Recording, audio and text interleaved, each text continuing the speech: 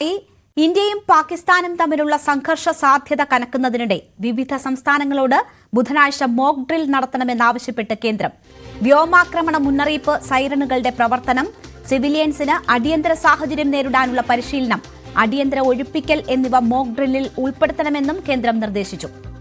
വിവരങ്ങളുമായി ന്യൂസ് ഡെസ്കിൽ നിന്ന് മനു ഭരത് ചേരുകയാണ്. മനു, 1971 ശേഷം രാജ്യത്ത് ഇത്തരമൊരു നിർദ്ദേശം സംസ്ഥാനങ്ങൾക്ക് നൽകുമ്പോൾ അത് നൽകുന്ന സൂചനകൾ എന്താണ്? എന്തൊക്കെ മുൻകരുതലുകൾ സ്വീകരിക്കണമെന്നതാണ് ഈ നിർദ്ദേശത്തിൽ പറയുന്നത്?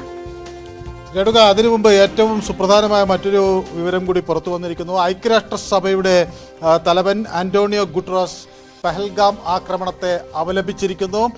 പക്ഷേ ഇരു രാജ്യങ്ങളും സംഘർഷം ഒഴിവാക്കാനുള്ള മുൻകൈ എടുക്കണം, അതിന് ഐക്യരാഷ്ട്രസഭ അതിന് വഴിയൊരുക്കും എന്ന തരത്തിൽ അദ്ദേഹം പ്രസ്താവന നടത്തിയിരിക്കുന്നു. സമാധാനത്തിൻ്റെ പാതയിലേക്ക് ഇന്ത്യയും പാകിസ്ഥാനും നീങ്ങണം എന്ന് ആന്റോണിയോ ഗുട്ടറസ് വ്യക്തമാക്കുകയാണ്. യുണൈറ്റഡ് നേഷൻസിൻ്റെ സെക്യൂരിറ്റി കൗൺസിൽ അല്പസമയത്തിനകം ചേരും.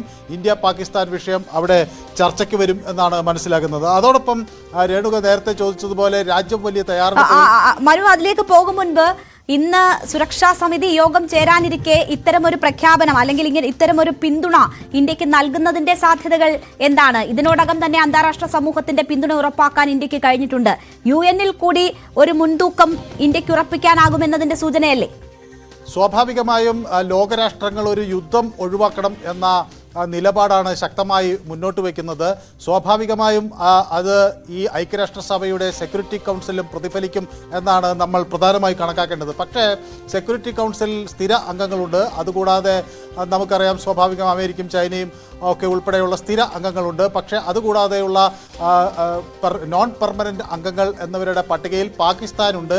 10ഓളം രാജ്യങ്ങൾ ഈ യോഗത്തിൽ ചർച്ചയ്ക്ക് വരികയും ചെയ്യും. അപ്പോൾ നേരത്തെ തന്നെ യുണൈറ്റഡ് നേഷൻസിൻ്റെ സെക്യൂരിറ്റി കൗൺസിൽ ഒരു പത്രക്കുറിപ്പ് ഇറക്കിയ ഘട്ടത്തിൽ ഈ ആക്രമണത്തിന് കാരണക്കാരായ സംഘടനയുടെ പേരൊഴിവാക്കുന്നതിന് പാകിസ്ഥാൻ വേണ്ട നടപടികൾ സ്വീകരിച്ചു എന്ന് അവിടുന്ന് തന്നെ കുറ്റസമ്മതമുണ്ടായിരുന്നു. പക്ഷേ അടുത്ത ഘട്ടത്തിൽ എന്ത് തീരുമാനമെടുക്കും എന്നതിനെ സംബന്ധിച്ച് വലിയ ആശങ്ക നിലനിൽക്കുമ്പോഴാണ് യുണൈറ്റഡ് നേഷൻസിൻ്റെ തലവൻ ആന്റോണിയോ ഗുട്ടറസ് തന്നെ ഇങ്ങനെ ഒരു നിലപാട് വ്യക്തമാക്കുകയും ചെയ്യുന്നത്. ഏതായാലും ഗ്രീസാണ് ഇപ്പോൾ ഈ നോൺ പെർമനൻറ്റ് മെമ്പേഴ്സിൻ്റെ ഐക്യരാഷ്ട്രസഭയുടെ സെക്യൂരിറ്റി കൗൺസിലിൻ്റെ നോൺ പെർമനൻറ്റ് മെമ്പേഴ്സിൻ്റെ യോഗത്തിന് നേതൃത്വം നൽകുന്നത്. അൾജീരിയ, ഡെൻമാർക്ക്, അതുപോലെ പാകിസ്ഥാൻ, പനാമ, സ്ലൊവേനിയ, സൊമാലിയ തുടങ്ങിയ രാജ്യങ്ങളൊക്കെ ഇത്തവണ ഈ അംഗങ്ങളായുണ്ട്. മെയ്യിലാണ് ഗ്രീസിൻ്റെ ഈ പ്രസിഡൻസി അല്ലെങ്കിൽ അത് അധ്യക്ഷ സ്ഥാനം ഉള്ളത്.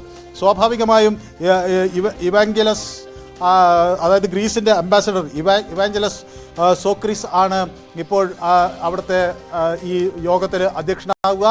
എന്ത് നിലപാട് സ്വീകരിക്കും എന്നത് വളരെ നിർണായകമാണ്. ഏതായാലും യുദ്ധത്തിൽ നിന്ന് മാറണം എന്നായിരിക്കാം അന്താരാഷ്ട്ര സമൂഹം പ്രധാനമായും ഇരു രാജ്യങ്ങളോടും ആവശ്യപ്പെടുക. അതേസമയം ഇറാൻ ഈ നയതന്ത്ര ശ്രമങ്ങൾ ആരംഭിച്ചിട്ടുണ്ട്. ഒപ്പം തന്നെ ഇന്ത്യയിലേക്ക് എത്താൻ ഇറാൻ ഫോറിൻ മിനിസ്റ്റർ അബ്ബാസ് അഗ്രഹാൽചി ഇന്ത്യയിലേക്ക് അടുത്ത ദിവസം എത്തും. പാകിസ്ഥാനുമായി കൂടിയാലോചനകൾ നടത്തിക്കഴിഞ്ഞു. ഇപ്പോൾ അദ്ദേഹം പാകിസ്ഥാനിൽ ഇറാൻ വിദേശകാര്യമന്ത്രി എത്തിയിട്ടുണ്ട്. സ്വാഭാവികമായും അടുത്ത ദിവസങ്ങളിൽ ഇന്ത്യയുമായും ചർച്ച നടത്താനാണ് ഇറാൻ ലക്ഷ്യം വയ്ക്കുന്നത്. അങ്ങനെ വന്നാൽ ഈ പ്രശ്നം സംഘർഷാവസ്ഥയ്ക്ക് ഒരു അയവ് വരും എന്നാണ് കണക്കാക്കുന്നത്. പക്ഷേ ഇന്ത്യ നിലപാടുകൾ കൂടുതൽ കടുപ്പിക്കുന്നു. ചെനാബ് നദിയിൽ നിന്നുള്ള ജലം പൂർണ്ണമായി അങ്ങോട്ടേക്കുള്ള പാകിസ്ഥാനിലേക്കുള്ള ജലം പൂർണ്ണമായി തടഞ്ഞിരിക്കുന്നു. ബാഗ്ലിഹാർ ഡാമിൻ്റെ ഡീസിൽട്ടിംഗ് പ്രോസസ്സ് നടക്കുകയാണ്. അതായത് കൂടുതൽ ഡാമിൽ ജലം സംഭരിക്കാനുള്ള ക്ഷമത ഇന്ത്യ വർദ്ധിപ്പിക്കുന്നു. അടുത്ത ദിവസങ്ങളിൽ തന്നെ ജലം നദിയിൽ നിന്നുള്ള വെള്ളവും പൂർണ്ണമായി തടയും എന്നാണ് മനസ്സിലാകുന്നത്. കിഷൻ ഗംഗ ഡാമിൽ നിന്ന് പാകിസ്ഥാനിലേക്ക് ഒഴുകുന്ന വെള്ളം തടയാനാണ് പദ്ധതിയിടുന്നത്. മാത്രവുമല്ല ഇത് പാകിസ്ഥാനെ എത്രത്തോളം ബാധിക്കുമെന്നതിൻ്റെ വിവരങ്ങൾ ഇപ്പോൾ പുറത്തു വന്നു. പാകിസ്ഥാൻ്റെ പാർലമെൻറ്റിലെ നമ്മുടെ ലോക്സഭ പോലെയുള്ള അവിടെയുള്ള നാഷണൽ അസംബ്ലി ഇത് സംബന്ധിച്ച് ഇന്നൊരു പ്രമേയം അവിടെ പാസാക്കി. വെള്ളം നിരാകരിക്കുന്നത് യുദ്ധസമാനമാണെന്ന തരത്തിലാണ് പാകിസ്ഥാൻ്റെ പ്രതികരണം ഉണ്ടായത്. ഏതായാലും നാഷണൽ അസംബ്ലി ഇന്ന് യോഗം ചേരുകയും ഈ വിഷയം ചർച്ച ചെയ്യുകയും ചെയ്തിരിക്കുന്നു. ഈ പെഹൽഗാം ആക്രമണത്തെ പാകിസ്ഥാൻ അപലപിക്കുന്നു എന്ന നിലപാടാണ് അവർക്കുള്ളത്. ഇതിൽ പങ്കില്ല എന്ന് ആവർത്തിക്കുകയും ചെയ്യുന്നു. പാകിസ്ഥാൻ്റെ സ്പീക്കർ സർദാർ അയസ് സാദിഖ് ആണ് ഈ പ്രമേയം മുന്നോട്ട് വെച്ചത്. ഒപ്പം തന്നെ ആ ഘട്ടത്തിൽ പാകിസ്ഥാനിലെ ഈ സഭ കൂടുന്ന ഘട്ടത്തിൽ അവിടെ നിന്നും ചില നേതാക്കൾ ഇറങ്ങിപ്പോയി എന്ന വിവരങ്ങൾ കൂടി പുറത്തു വരുന്നുണ്ട്.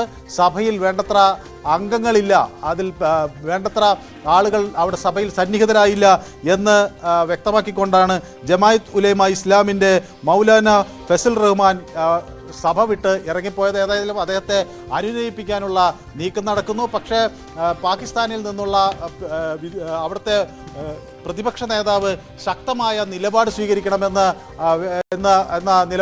വ്യക്തമാക്കിയിരിക്കുന്നു.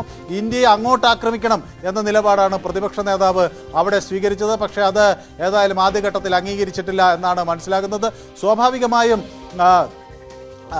സ്വാഭാവികമായും പാകിസ്ഥാൻ കുറെ കൂടി സംയമനം പാലിക്കുമെന്ന പ്രതീക്ഷ അത് നൽകുന്നു. പക്ഷേ ഇന്ത്യക്കെതിരെയുള്ള ഈ പ്രമേയം പാസാക്കുന്നതിൽ നിന്ന് ഈ ജലം തടഞ്ഞത് പാകിസ്ഥാനെ കാര്യമായി ബാധിക്കുന്നു എന്ന കാര്യം വ്യക്തമാവുകയും ചെയ്യുന്നു. മാത്രമല്ല, ഇപ്പോൾ ഈ ഘട്ടത്തിൽ ഈ പെഹൽഗാം ആക്രമണത്തെ അപലപിക്കാൻ പാകിസ്ഥാൻ മുകൾ സമ്മർദ്ദം വന്നിരിക്കുന്നു എന്നുകൂടി വ്യക്തമാവുകയാണ്.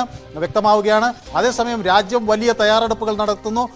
കര സേനാ മേധാവിയുമായും ഒക്കെ ഇപ്പോൾ രാജ്നാഥ് സിംഗ് പല ഘട്ടങ്ങളിൽ ചർച്ചകൾ നടത്തിയിരുന്നു. പ്രധാനമന്ത്രി കഴിഞ്ഞ ദിവസം വ്യോമസേനാ മേധാവിയെയും അതുപോലെ നാവികസേനാ മേധാവിയെയും നേരിട്ട് കാണുകയും ചർച്ചകൾ നടത്തുകയും ചെയ്തു. ദേശീയ സുരക്ഷാ ഉപദേഷ്ടാവ്, അതുപോലെ നാഷണൽ സെക്യൂരിറ്റിയുടെ അഡ്വൈസറി ബോർഡിന്റെ തലവൻ തുടങ്ങിയ ആളുകളുമൊക്കെയായി ചർച്ച നടത്തുന്നു. കുട്ടികൾക്ക് ജമ്മു കാശ്മീരിൽ പെട്ടെന്ന് ആക്രമണം ഉണ്ടായാൽ ഏത് തരത്തിൽ പെരുമാറണമെന്നതിനെ സംബന്ധിച്ചുള്ള ക്ലാസുകൾ നടക്കുന്നു. രേണു നേരത്തെ സൂചിപ്പിച്ചതുപോലെ പഞ്ചാബ്, രാജസ്ഥാൻ, ഹിമാചൽ പ്രദേശ്, ഗുജറാത്ത്, ജമ്മു ആൻഡ് കാശ്മീർ എന്നീ സംസ്ഥാനങ്ങൾക്കാണ് ഇപ്പോൾ മാർഗനിർദ്ദേശങ്ങൾ നൽകിയിട്ടുള്ളത്. ഒരു ആക്രമണം ഉണ്ടായാൽ എങ്ങനെ അത് പ്രതിരോധിക്കണമെന്നതിനുള്ള മോക്ക് ഡ്രില്ലുകൾ ഈ സംസ്ഥാനങ്ങളിൽ നാളെ 7-ാം തീയതി നടക്കും. ശരി, മനു ഭരതാണ് വിശദമായ വിവരങ്ങൾ നൽകിയത്.